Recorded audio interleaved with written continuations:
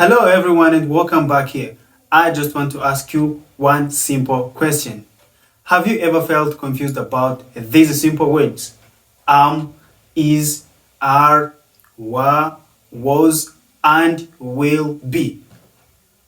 Ndi kubabaza ese aya magambo yigeze kugora kuyasobanukirwa cyangwa ukumva hari ukuntu uri kuyavanga. Aya magambo maze kuvuga. Is, are, was, were, and will be. Ayo magambo rero nubwo ashobora kugorana yose ni verb to be. Ava ku nshinga imwe, verb to be. Verb to be, kuba. Mu Kinyarwanda tisesenguye neza twavuga ko ari kuba, inshinga kuba. Verb to be is the most important verb in English. Mbabwije ukuri rero, verb to be, kuba, niyo verb y'ingenzi kuruta izindi verbs zose. Niyo nshinga y'ingenzi kuruta izindi zose mu Cyongereza.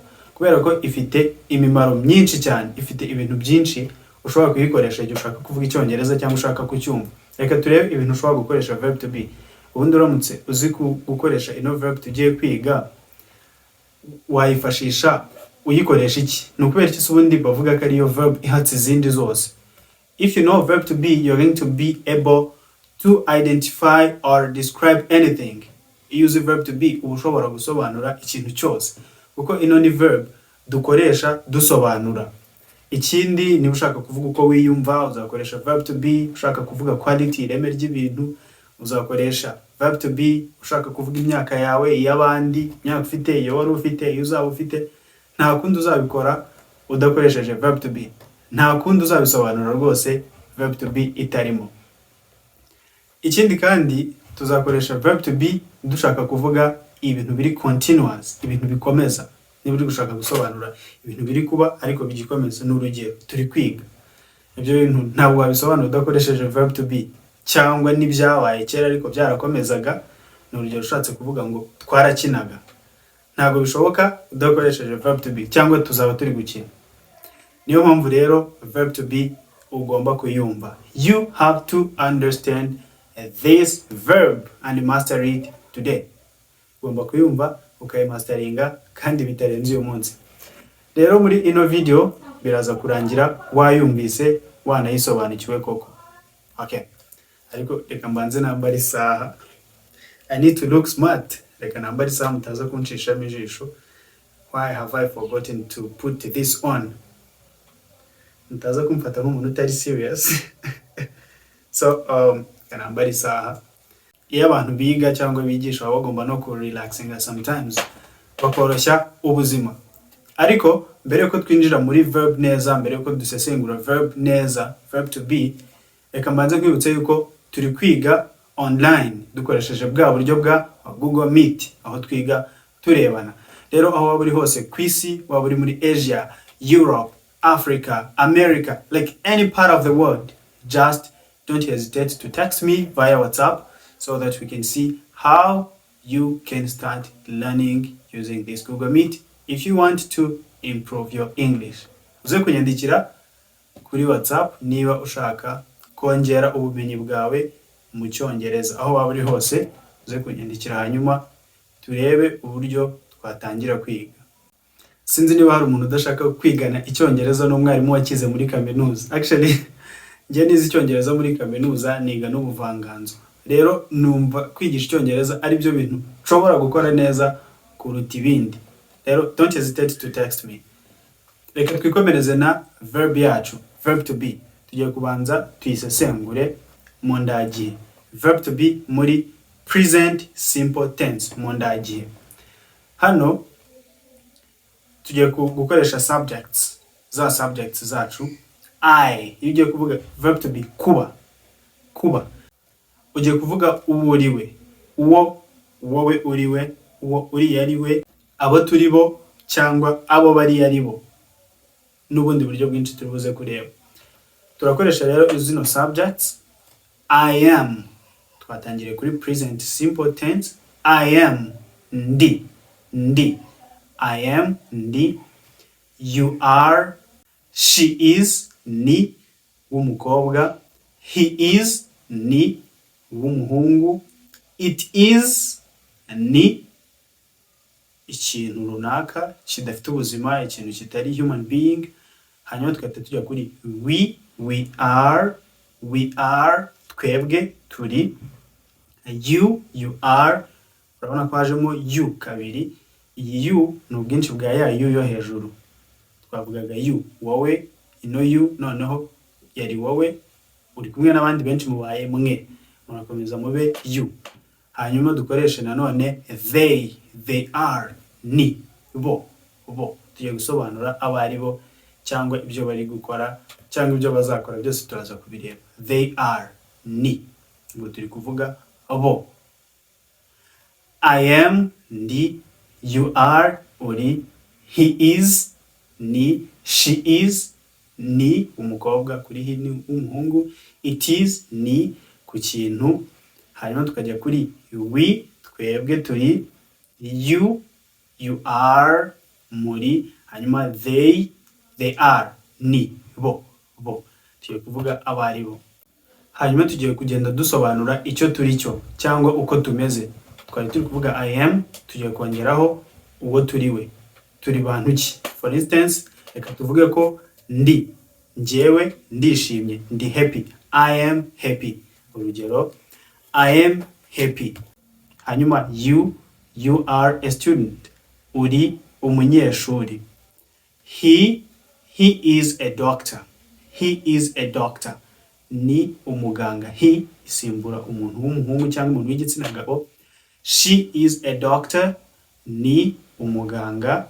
It is a doctor, ni ikiganga, niba ari ikintu gishobora kuba ikiganga, wenda byashoboka nko muri tales, nko mu mugani cyangwa handi hantu, naho tujya dukunda gusimbuza it ku kintu kidafite ubuzima ariko cyakoze ibintu nk'iby'abantu, ariko ushaka banavuga wenda it is a dog, ni imbwa, cyangwa it is a cow, cyangwa ukavuga it is playing, kiri gukina, ariko reka dukoreshe it is a doctor. Hanyuma we are friends, turi inshuti. We are friends, tuvuze friends twongeraho s kuko turi benshi. Iyo ibintu byabaye byinshi wongeraho s, ntabwo tuvuga we are friend kuko we ni twenge nawe cyangwa njye n'abandi benshi, turi inshuti. Hanyuma you are busy, uri busy, urahuze. They are here, bari hano, they are here, bari hano. Iyo rero ni present simple tense, tuyikoresheje dushaka gusobanura verb to be. Uraza kugenda ubyumva birushijeho nitugenda dusobanura akantu ku kandi uburyo verb to be ikoreshwa isobanura identity, bya bindi twahereyeho. Mbere rero yuko dukomeza, nshaka ko tuza kubijyanira hamwe ku buryo isomo riza kurangira byose wabyumvise neza 100%. Reka tubanze turebe no muri past simple tense. Twavugaga abo turi, twavugaga ibyo turi gukora, twavugaga uko tumeze mu ndagihe. Muri present simple tense, ibi bintu se biramutse byarabaye kera twabisobanura gute? Nanone turaza gukenera gukoresha verb to be. Twavugaga ngo I am kuri verb to be kuko ari ibintu by'igihe cy'ubu ngubu muri present, noneho tugiye muri past. Reka dusobanure uko byari bimeze mu mpitagihe, mu bintu byabaye kera. Hano noneho aho kuvuga ngo I am, turavuga ngo I was, nari kuko urumva byabaye kera, wenda nari ikintu runaka turaza kubyongeraho nyuma. Nari, I was, wari, you are, wari, he was, yari umuhungu, she was, yari ameze umukobwa, it was, cyari ikintu kidafite ubuzima.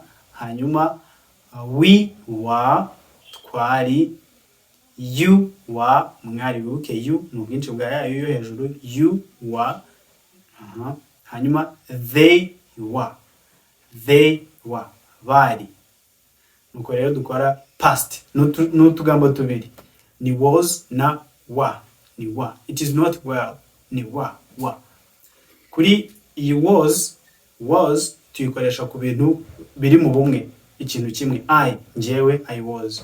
He, we, urumva nawe n'umwe, he was. She, we, nawe umukobwa, she was. It, cyari, cyo, was. Noneho wa igakora ku bwinshi, yari I, noneho guhera I twaba benshi tugahita tuba we.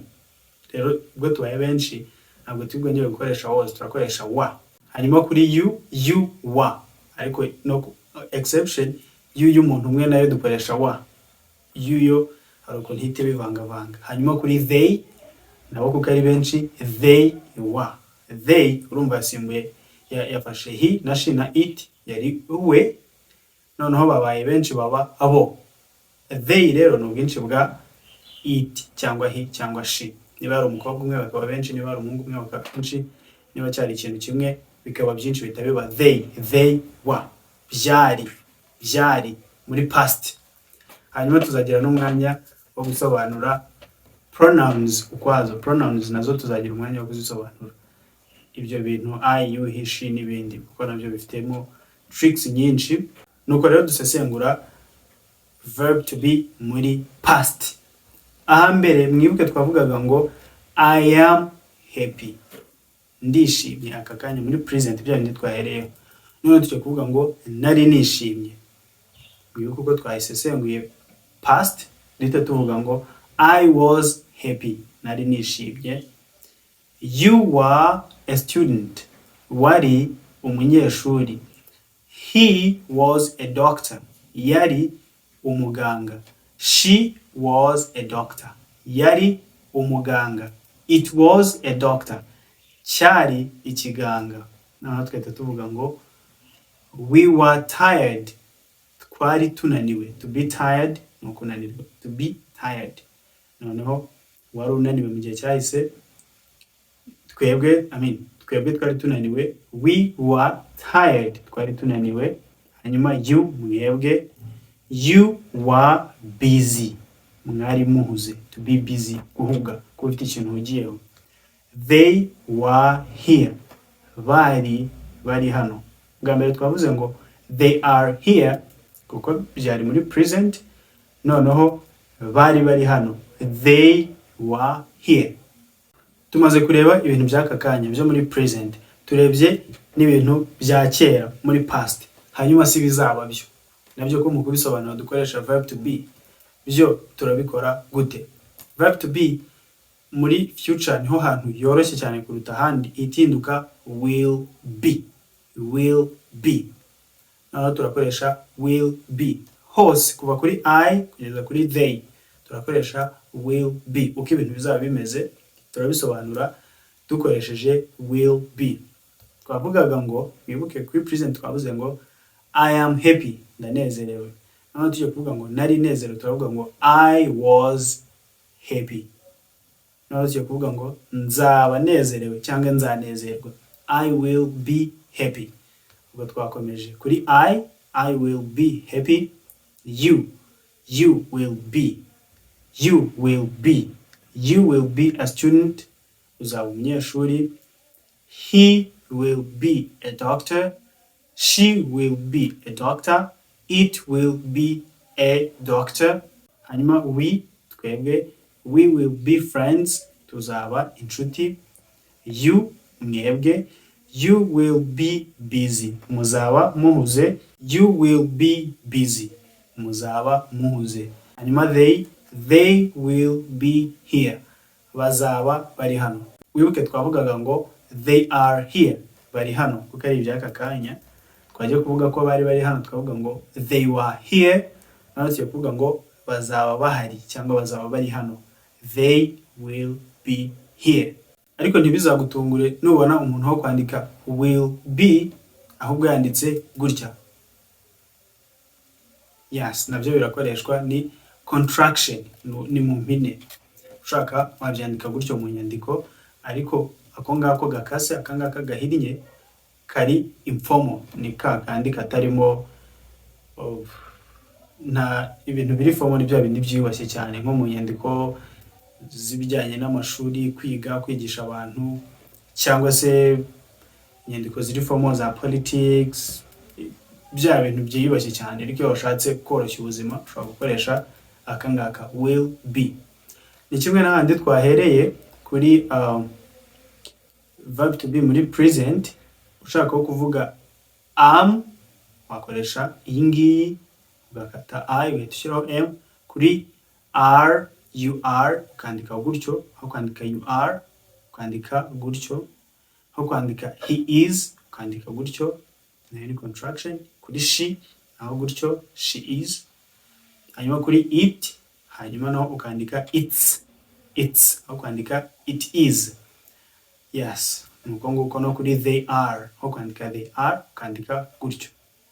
Nabyo ni contraction, birakoreshwa ushaka kuba informal, udashaka kugaragara nk'umuntu uri kwandika ibintu byiyubashye cyane, uri kwandikira inshuti zawe, abantu mukorana, abantu babandi mushobora kuganira ibintu bidasaba kwikomeza cyane, ushobora gukoresha contractions. Ndizera yuko twamaze kumenya rero uko dukoresha verb to be muri present, muri past no muri future. Reka noneho tugende tureba buri gice aho ikenera gukoreshwa ibyo ukoresha verb to be ushaka gusobanura. Urugero rwa mbere turakoresha verb to be when we want to identify or describe, iyo dushaka gusobanura umuntu cyangwa ikintu runaka. Urugero ushaka kuvuga uwo uriwe, I am a teacher, ndi umwarimu. Ibyo ni muri present. Hanyuma washaka kuvuga ngo nari umwarimu, mwibuka uko twabyize, ugakoresha I was a teacher. Washaka kuvuga ngo nzaba umwarimu, I will be a teacher. Hanyuma feelings, ushaka kuvuga uko umerewe, ukuri kwiyumva. N'urugero ushaka kuvuga ngo ndananiwe, I am tired, ndananiwe. Nari naniwe muri past, I was tired. Hanyuma muri future, I will be tired, nzaba naniwe. Ntuzaze kundeba, nzaba naniwe rwose ejo, don't come to see me, I will be tired. Washaka kuvuga quality, ireme ry'ikintu, the book is interesting, igitabo kiri interesting, ikintu kiri interesting ni ikintu gishishikaje wumva wakomeza kureba cyangwa gusoma cyangwa kugikoresha, something that is interesting. N'urugero niba isomo riri interesting, ushobora kurireba kuva ku munota wa mbere kugera ku wa nyuma.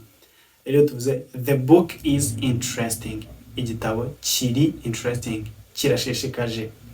Noneho washaka kuvuga ko byabaye kera, the book was interesting. The book was, ni was kuko iyo book tugiye kwistice y'akarongo tukayisimbuza it was interesting. Hanyuma muri future, the book will be interesting, igitabo kizaba kiri interesting. Dutangira video twanavuze yuko ushobora gukoresha verb to be werekana location, aho umuntu aherereye. Urugero ushobora kuvuga ngo they are at the park, bari kuri park, bari kuri parike. Ushaka kuvuga ko byabaye kera, ukavuga ngo iki? Ndizera ko babikoze, they were at the park. Ashaka kuvuga ko bazaba bari kuri park, they will be at the park. Muri future bazaba bari kuri park. My keys are on the table, imfunguzo zanjye ziri kuri table, aho ziri, that is the location. Washaka kuvuga aho zari ziri ukavuga ngo my keys were on the table. Ni wa kuko twayisimbuje they, keys ni nyinshi, zo izo mfunguzo. Wibuke he, she na it, iyo bigiye mu byinshi biba they. So the keys were on the table, they were on the table. Hanyuma washaka kuvuga ko zizaba ziri kuri table, the keys will be on the table. Ikindi ushaka gusobanura imyaka ufite, nabyo tugeze kubivugaho, nabwo uzakenera gukoresha verb to be. Mu Kinyarwanda turavuga ngo mfite imyaka 80, ariko mu Cyongereza iyo mfite urumva ni ukugira. Mu Cyongereza kugira dukoreshe verb kugira, to have, ahubwo dukoresha verb to be. Biratangaje, ugiye kubisesengura neza ni nko twakavuze ngo ndi imyaka, ariko siko twabisesengura, dukoresha verb to be ushaka kuvuga imyaka ufite. Urugero ngiye kuvuga ngo mfite imyaka 95, nkahita mvuga ngo I am 95 years old. Hanyuma wajya kubivuga muri past, I was 95 years old. Wajya kubivuga muri future, imyaka uzaba ufite, I will be 95 years old. Uburyo bwa nyuma rero dukoresha verb to be ni cya gihe tuvuga ibikorwa biri gukomeza. Urugero, we are learning English, turi kwiga Icyongereza. We are. Hanyuma tukibuka gufata verb tukongeraho ing form. Ibyo nabyo abantu nizere ko babyize muri present continuous tense, hari isomo twabitambukijemo. We are learning English. Hanyuma byaba byarabaye kera, igikorwa cyose cyakomezaga hose harimo continuous, tugahita tuvuga ngo we were learning English. Hanyuma byaba bizaba mu gihe kizaza tuzaba turi kwiga Icyongereza. We will be learning English. Nubwo buryo rero dukoresha verb to be muri present, muri past ndetse no muri future. I hope you have enjoyed each and everything and you have understood verb to be as I was trying to explain it to you. Now, if you have found this lesson very helpful, don't forget to hit that subscribe button, like, share and comment. Niba rero isomo warikunze, jye muduha like, muduhe share, muduhe ndetse na comment kuko biradufasha cyane. Let us call it a day. See you in the next lesson. Bye bye for now.